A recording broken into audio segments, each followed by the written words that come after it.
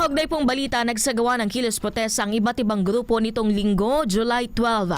Kasabay po yan ang ika-10 anibersaryo ng arbitral ruling na pumapabor sa Pilipinas bilang tunay na may soberanya sa West Philippine Sea.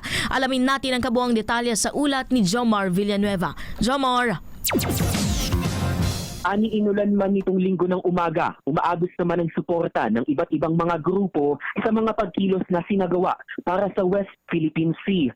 Nagtipon sa Quirino Grandstand ang mga government officials, uniformed personnel at civil society groups para sa National Peace Walk na pagmarcha ng pakikiisa sa mga mangingisda, coastal communities at iba pang individual na pumuprotekta sa maritime rights ng bansa.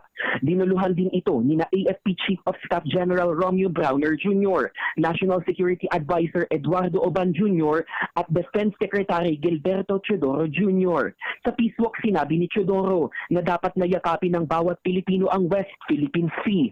Kasunod nito, agad na nagtungo si Teodoro sa Pag-asa Island para makiisa sa flag raising ceremony doon.